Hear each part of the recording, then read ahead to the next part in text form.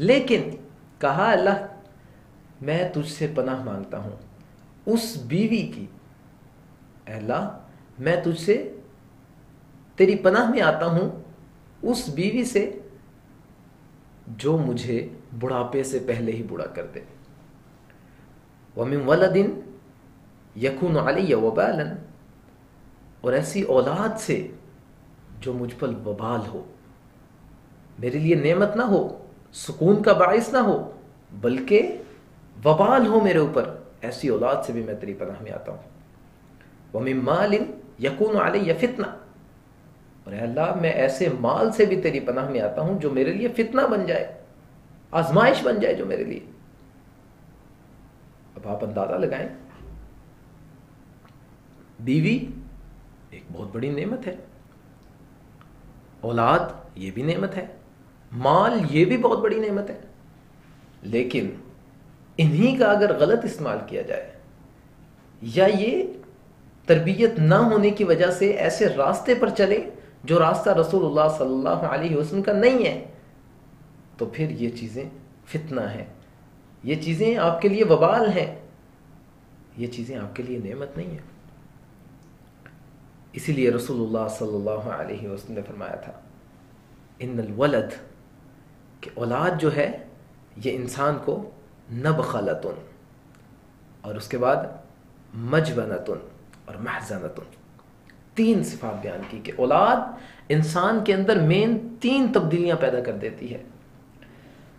سب سے پہلی جو تبدیلی اولاد انسان کے اندر پیدا کرتی ہے اس کو بخل بنا دیتی ہے، بخل کو اس کے اندر پیدا کر دیتی ہے۔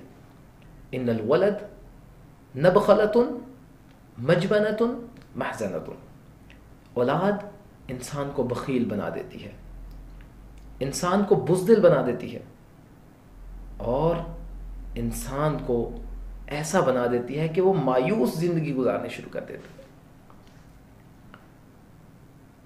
یہ رسول اللہ صلی اللہ علیہ وسلم کی حدیث ہے۔ انسان کتنا ہی بہادر ہو لیکن اولاد اس کی کمزوری ہوتی ہے، وہ اپنی اولاد کی طرف سے بزدل ہو جاتا ہے، گھٹنے ٹیکنے پر مجبور ہو جاتا ہے۔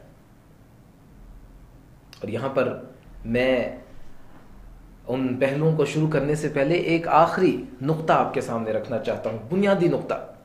امام غزالی فرماتے ہیں الصبی امانۃ عند والدیک وقلبہ طاہر، بچہ جو ہے یہ اللہ تعالیٰ کی طرف سے امانت ہے اس کے والدین کے لیے، اور اس کا دل وہ صاف ہے، بالکل صاف ہے اس کا دل، اور یہ ایک ایسا جوہر ہے جو اللہ تعالیٰ نے اس کو عطا کیا ہے۔ خالیۃ من کل نقش و صور، ہر قسم کے نقش سے، ہر قسم کی صورت سے بالکل پاک ہے، اس میں کسی قسم کا کوئی نقش نہیں ہے اس کے دل میں، بالکل صاف۔ ہاں وہو قابل لکل نقش، وہ ہر نقش کے قابل ہے، اس کے اوپر نقش بنایا جائے، اس کے اوپر صورتیں بنائی جائیں، وہ اس قابل ہے۔ اور ہاں اگلی بات فرمایا فَإِنْ عَوَّدَ الْخَيْرِ وَعَلَّمَهُ سَعِدَ فِي الدُّنْيَا وَالْآخِرَةِ، اگر آپ اس کو خیر کی باتیں سکھاتے ہیں، اس کو تعلیم دیتے ہیں، اچھی تعلیم اس کو دیتے ہیں، تو پھر وہ آپ کے لیے دنیا میں بھی خیر کا باعث اور آخرت میں بھی خیر کا باعث۔ اور اگر آپ اس کو شر سکھاتے ہیں، جیسا کہ ہمارے ہاں بہت سارے گھروں میں آپ دیکھ لیں، بچوں کے گانے پر اور ان کے ناچنے پر خوش ہوتے ہیں، کتنا ذہین ہے ہمارا بچہ، سارے گانے اس کو یاد ہے، بڑے فخر سے بتاتے ہیں۔ اللہ اکبر، یہ چیزیں افسوس کا مقام ہونی چاہیے ہمارے لیے۔ تو کہا کہ اگر تم اس کو شر سکھاتے ہو اور اگر اس کو ایسی چیزیں سکھاتے ہو جو اس کو اللہ تعالیٰ سے دور کر دیں گی، تو یہ خود بھی بدبخت ہے اس دنیا میں، اس کے والدین بھی بدبخت ہیں اس دنیا میں۔ آپ اندازہ لگائیں کہ امام غزالی فرماتے ہیں کہ پہلی بات کہ بچہ امانت ہے، اور دوسری بات اس کا دل پاک ہے، اس پر کوئی نقش نہیں ہے. تیسری بات، وہ نقش کے قابل ہے، اس کے اوپر نقش لگائیں، اچھے نقش لگائیں، اچھی صورتیں بنائیں، اس کے اوپر اس کو اچھی باتیں سکھائیں، تعلیم دیں، قرآن و حدیث کی تعلیم دیں اس کو. اور یہ قرآن و حدیث کی تعلیم یہ انسان کو ایسی بلندی عطا کرتی ہے کہ شاید ان بلندیوں کو چھونا اس تعلیم کے علاوہ اور کسی چیز کے ذریعے ان بلندیوں کو ہم نہیں چھو سکتے. ایک ہی سبب ہے اور وہ تعلیم، قرآن و حدیث کی تعلیم.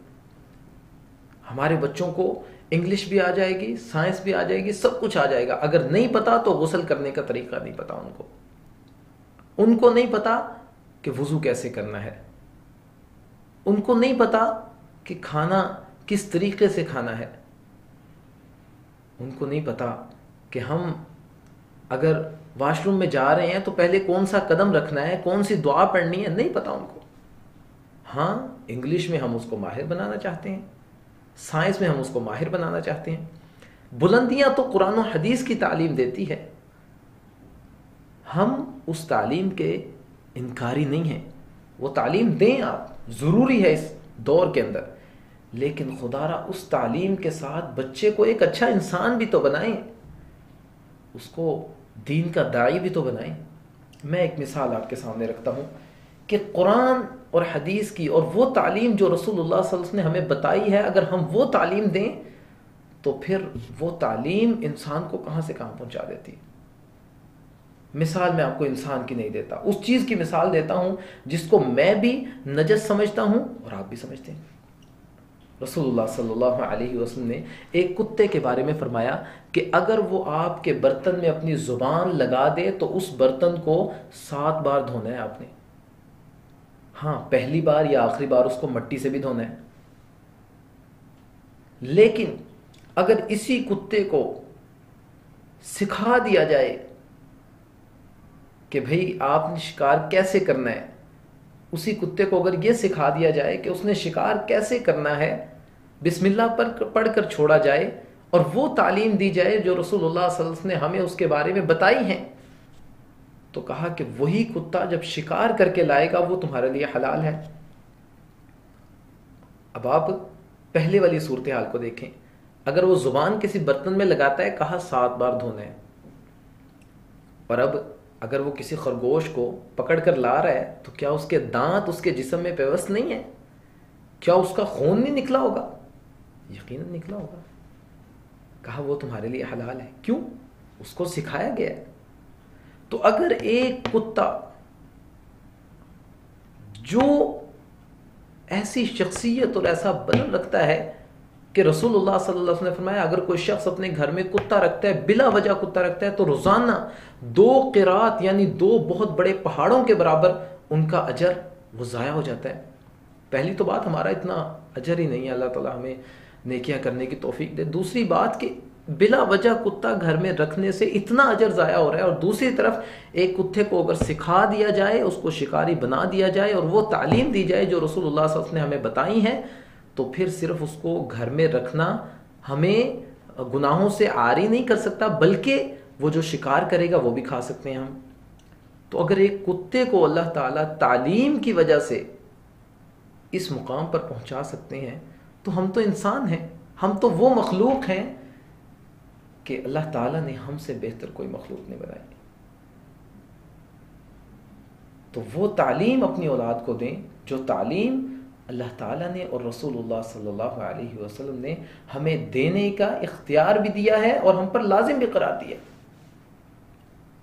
باقی دوسری تعلیم بھی دیں. تو بہرحال ہم اپنی گفتگو کو شروع کرتے ہیں. تو سب سے پہلا نقطہ جو اولاد کے بارے میں جس کا خیال ہمیں رکھنا چاہیے وہ یہ کہ ہمیں اگر ہم چاہتے ہیں ہماری اولاد وہ نیک صالح بنے، سب سے پہلی چیز جس کا ہمیں خیال رکھنا چاہیے وہ رزق حلال ہے. اپنی اولاد کو رزق حلال نوازیں. بس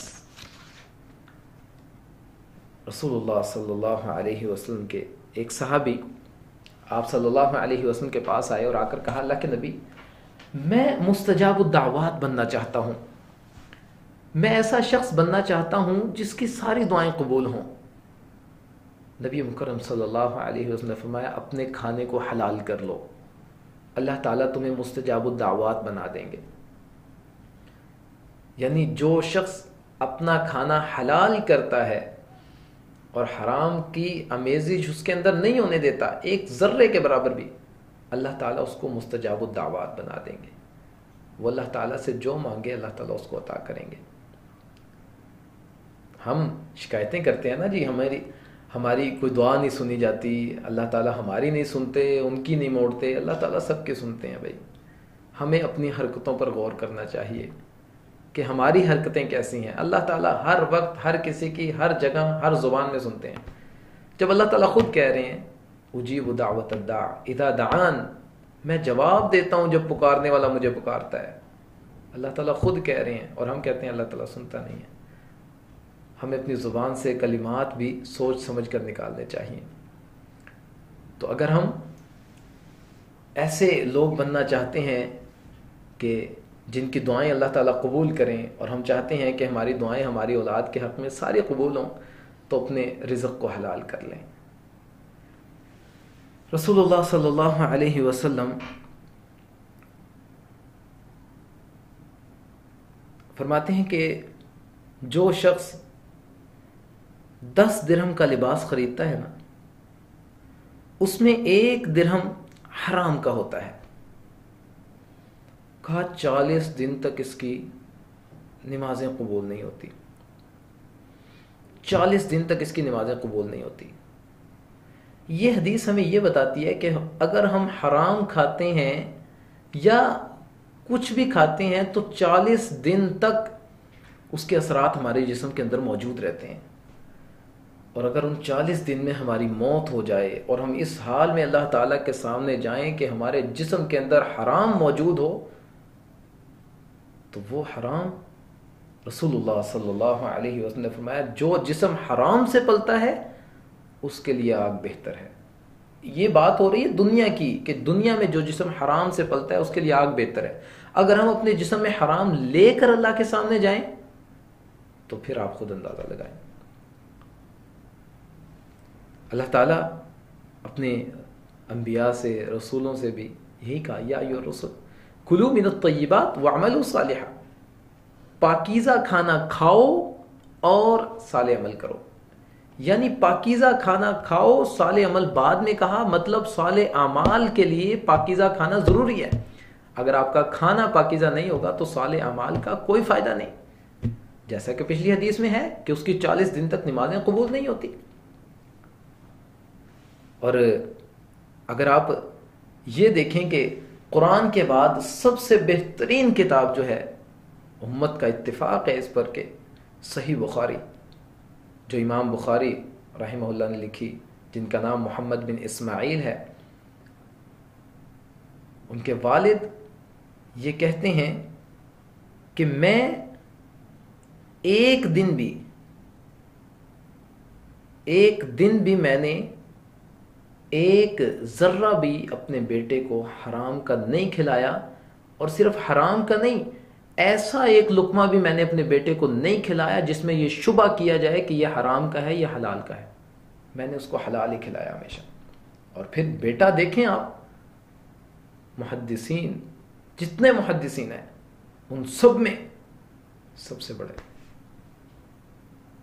اور یہ دعویٰ کرنا عام بات نہیں ہے کہ میں نے اپنی اولاد کو ساری زندگی حرام نہیں کھلایا اور ایسا لقمہ بھی نہیں کھلایا جس میں شبہ نہ ہو. یہ عام شخص دعویٰ نہیں کر سکتا. یہ دعویٰ وہی کر سکتا ہے جس کو اپنی کمائی کے اوپر اتنا یقین ہو کہ وہ جو کما رہا ہے حلال کما رہا ہے. اور صحابہ اکرام رضوان اللہ علیہم اجمعین میں حرام کے حوالے سے اس قدر خوف پایا جاتا تھا. ابو بکر صدیق رضی اللہ تعالیٰ عنہ کا وہ واقعہ اگر آپ اپنے سامنے رکھیں کہ جس واقعے میں ایک شخص نے ان کو مٹھائی کھلائی تھی اور یہ کہا تھا کہ یہ مٹھائی اس دور کی ہے جب میں کاہن ہوا کرتا تھا اور میں نے کسی کو جو ہے وہ پیشن گوئی کی تھی کسی کے لیے، اور وہ پیشن گوئی جو ہے وہ پوری ہو چکی ہے. لیکن جب یہ بات بتائی تو ابو بکر صدیق رضی اللہ تعالیٰ عنہ کچھ کھا چکے تھے اس میں سے. اپنے حلق میں اپنا ہاتھ، اپنی انگلیاں، اپنا انگوٹھا مارا اور سب کچھ باہر نکال دیا. تو اس نے کہا کہ ابوبکر صدیق رضی اللہ تعالیٰ نے یہ کیا کیا آپ نے، کیوں قید کر دی؟ تو ابوبکر صدیق رضی اللہ تعالیٰ عنہ کہنے لگے کہ اگر اس کو نکالتے ہوئے میری جان بھی نکل جاتی میں اس کو ضرور نکالتا. اور رسول اللہ صلی اللہ علیہ وسلم کی جتنی بھی احادیث دیکھی جائے حرام کی انتہائی مذمت ہے. ہمارے ہاں مختلف طریقوں سے حرام دیا جاتا ہے، بلکہ آج کل تو سمجھا ہی نہیں جاتا حرام. جیسا کہ ایک مثال میں آپ کو دوں کہ ایک شخص اگر کسی دوسرے شخص کی سفارش کرتا ہے کہ بھئی اس کو نوکری پر رکھ لیں، اور وہ رکھا جاتا ہے، پھر وہ کہتا ہے ہاں بھئی اب لاؤ کوئی چیز ہمیں بھی دو نا، 2-4-5 ہزار روپیہ دو، میں نے تمہاری نوکری لگوا دی ہے. تو کہتے ہیں یہ کون سا سود ہے، میں نے اس کا کام کیا، اس سے پیسے لیے ہیں. رسول اللہ صلی اللہ علیہ وسلم نے فرمایا جو کسی کی سفارش کرتا ہے اور اس کے بدلے میں اس سے پیسے لیتا ہے فَهُوَ عَيْنُ الرِّبَا، یہ تو خالص سود ہے. سفارش کے بدلے میں پیسے لینا یا کوئی اور چیز لینا یہ تو خالص سود ہے. عین الربا کے الفاظ ہیں. تو ہمیں ایسی چیز سے بھی بچنا چاہیے جس کے اندر شبہ بھی پایا جاتا ہو. اور یہ اولاد کی تربیت میں سب سے اہم پہلو ہے کہ اپنی اولاد کو حلال مال کھلائیں، حرام سے دور رکھیں ان کو. اور رسول اللہ صلی اللہ علیہ وسلم نے فرمایا کہ جو شخص جنت میں جانا چاہتا ہے نا، اور چاہتا ہے کہ اس کو جنت میں 2 پر دیے جائیں جن کے ذریعے وہ دنیا میں بھی پرواز کرے اور جنت میں بھی. اب وہ دنیا میں پرواز کرے مطلب اللہ تعالیٰ اس کو نعمتوں سے مالا مال کرے، جنت میں پھر وہ تو نہیں ہوں گی ہی نعمتیں ہی نہیں. کہا وہ 2 پر کون سے ہیں؟ ایک زبان کی سچائی اور دوسرا حلال کھانا. ان 2 چیزوں کو اپنا لو، یہ دونوں آپ کے لیے پر ہیں. دنیا میں بھی یہ پر ہیں، یعنی ان کے ذریعے تم سکون، آرام وہ حاصل کر سکتے ہو، اور کل قیامت کے دن جنت میں ہر قسم کی نعمت سے مالا مال ہو سکتے ہو. تو خود بھی اپنے گھر والوں کو بھی حلال پر ان کی پرورش کریں اور حلال پر ہی ان کی تربیت کریں. ایک واقعہ رکھ کے اگلے پہلو کی طرف جاتے ہیں. اگر ہم ان لوگوں کی طرف چلیں جو ہم سے پہلے گزر چکے ہیں تاریخ میں، تو بہت سارے ایسے واقعات ملتے ہیں کہ جب لوگ تجارت کے لیے اپنے گھروں سے نکلتے تھے، سفر پر جاتے تھے، تو ان کی بیویاں ان کو دروازے میں کھڑا کر کے یہ کہا کرتی تھی کہ دیکھنا ہمارے لیے حرام کما کر نہ لانا، ہم فقر و فاقہ برداشت کر سکتے ہیں، ہم غربت کو برداشت کر سکتے ہیں، فاقوں پہ زندگی گزار سکتے ہیں، جہنم کی آگ کو برداشت نہیں کر سکتے، ہمارے لیے حرام نہ لانا کما کر. یہ بیوی کہا کرتی تھی اپنے شوہر کو دروازے میں کھڑا کر کے. اور آج جب شوہر اپنے گھر سے باہر نکلتا ہے تو بیوی کی ڈیمانڈ ہوتی ہے پیچھے سے یہ چیز مجھے چاہیے. پتہ ہے اس کو کہ اس کی اتنی تنخواہ نہیں ہے کہ یہ چیز مجھے لے دے، لیکن پھر بھی پیچھے سے آواز آتی ہے مجھے چاہیے، جہاں مرضی سے لاؤ، چوری کرو، ڈاکہ ڈالو. یہ الفاظ ہوتے ہیں.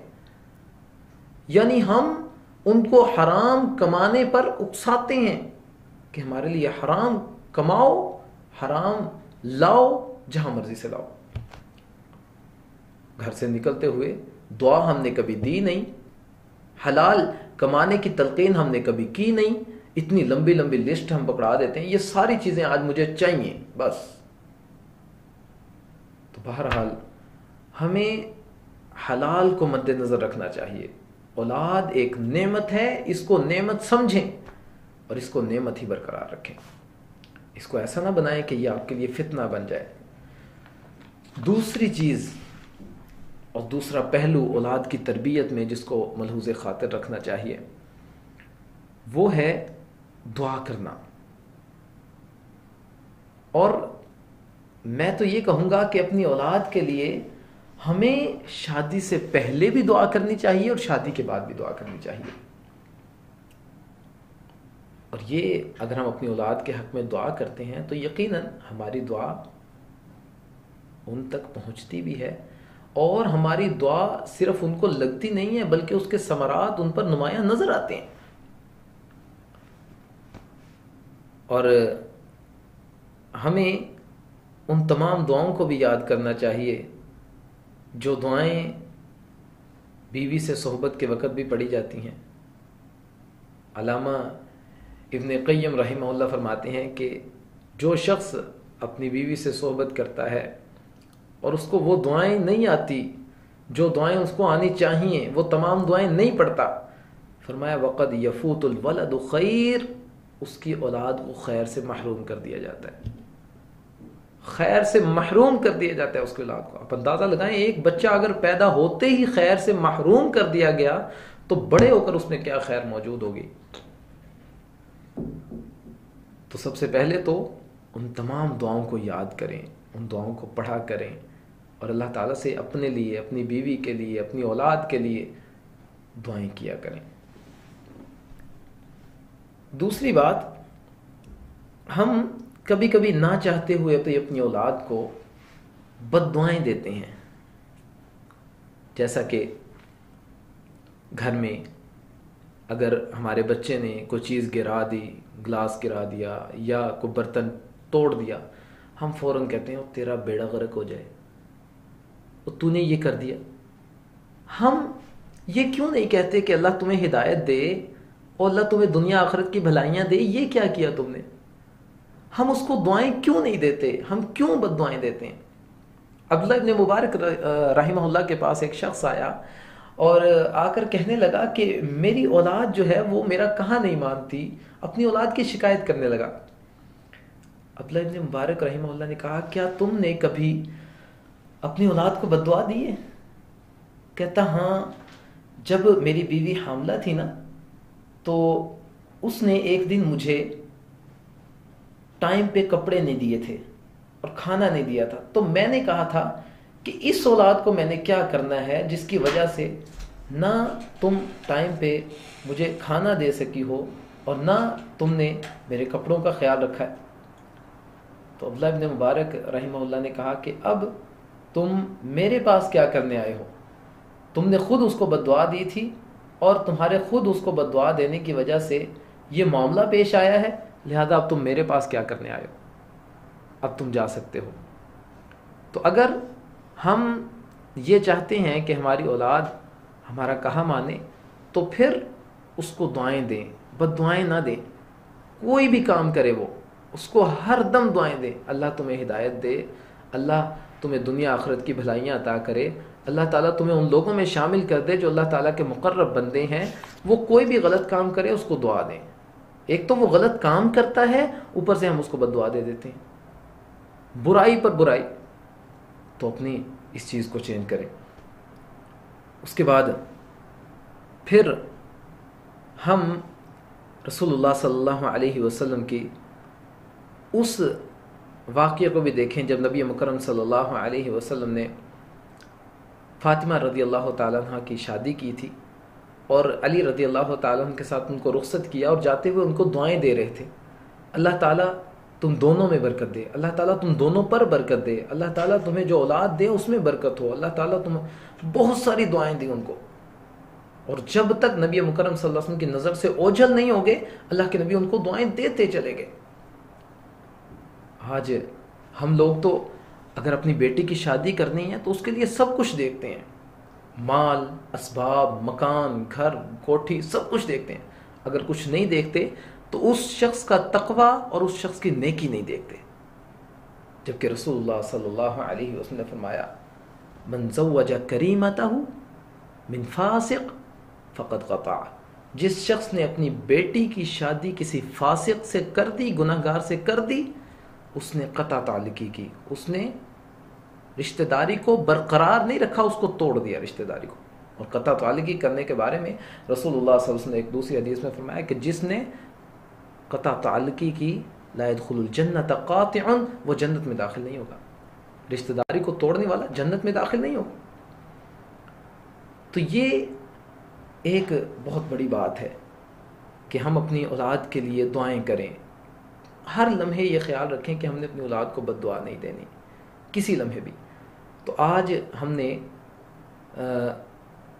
اولاد کے بارے میں دو پہلوؤں پر بات کی ہے، اور آج اپنی بات کو یہیں پر ہم مکمل کریں گے، باقی انشاءاللہ اگلے درس میں۔